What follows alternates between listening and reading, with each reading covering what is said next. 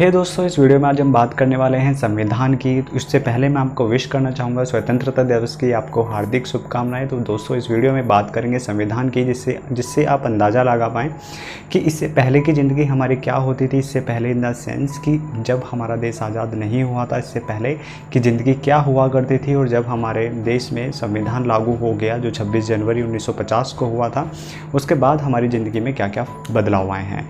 तो बात करते हैं दोस्तों, आप इससे अंदाज़ा लगा पाएंगे जो अधिकार आपको मिले हैं वो पहले अधिकार आपको नहीं मिलते थे, जो अब आपको मिलते हैं। तो हमारा संविधान का अनुच्छेद 19 बहुत ढज़्यादा इम्पोर्टेंट है, जो आपको बहुत सारे अधिकार देता है। जैसे आपको अभिव्यक्ति की आज़ादी है, आप कहीं भी अपनी बात को पूरे प्रभावी ढंग से रख सकते हैं। दूसरा, आप किसी भी ऑक्यूपेशन को आप चूज़ कर सकते हैं, इससे पहले नहीं कर सकते। जैसे आजकल लोग जानते हैं कि भाई हमें पुलिस में जाना है, या आपको कोई डॉक्टर बनना है, कोई चार्टर्ड अकाउंटेंट बनना चाहता है, तो अब वो अपने मर्ज़ी से अपना प्रोफेशन चुन सकता है। इससे पहले वो अपना प्रोफेशन चुन नहीं सकता था।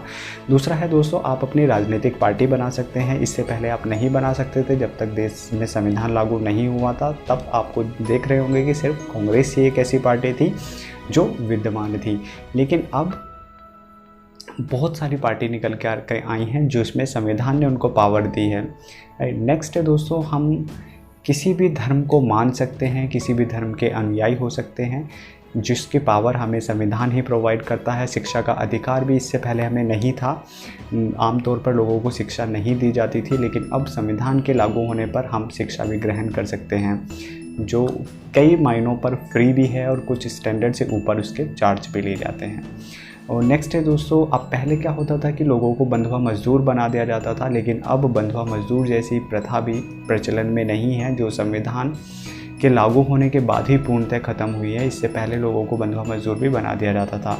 नेक्स्ट है दोस्तों, समानता का अधिकार। सभी को समान रूप से समानता दी गई है। इसमें मतलब जो जाति या धर्म के आधार पर किसी को नहीं बांटा गया है। नेक्स्ट है दोस्तों, सभी को रोज़गार के अवसर जो है समान रूप से दिए गए हैं। मैं यहाँ रिजर्वेशन की बात नहीं कर रहा हूँ, लेकिन जो बाकी अवसर हैं वो बिल्कुल समान रूप से दिए गए हैं। ऐसा नहीं है कि इससे पहले क्या होता था, जब तक देश आज़ाद नहीं हुआ था तो भाई भतीजा वाद था कि अगर किसी का जानने वाला कोई है तो उसी को वहीं से बुला लिए थे, कोई नोटिफिकेशन जारी नहीं करते थे पब्लिकली। लेकिन संविधान लागू होने के बाद कुछ नियम कानून बनाए गए, जिसमें नोटिफिकेशन जारी करके एक प्रोसेस होता है, उसको फॉलो करके ही सरकारी नौकरियों में भर्ती दी जाती है। नेक्स्ट है दोस्तों कि अगर ये आपको जो अधिकार दिए गए हैं, इसका आपके अधिकारों का हनन होता है, तो आपको दो रास्ते दिए गए हैं। जो अनुच्छेद 32 के अनुसार आप सुप्रीम कोर्ट का दरवाज़ा खटखटा सकते हैं, और अनुच्छेद 226 के अनुसार आप सीधे हाई कोर्ट भी जा सकते हैं।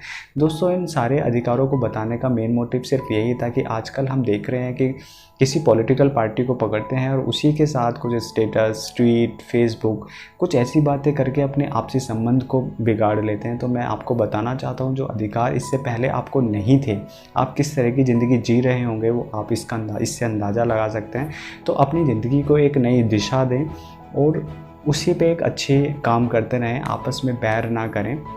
और इसी के साथ विदा लेते हैं, आपसे मिलते हैं किसी दूसरी इन्फॉर्मेटिव वीडियो में। तब तक के लिए नमस्कार, बाय बाय। अगर आप इस चैनल पर नए हैं तो सब्सक्राइब किए बिना ना जाएं। Bye bye, have a nice day.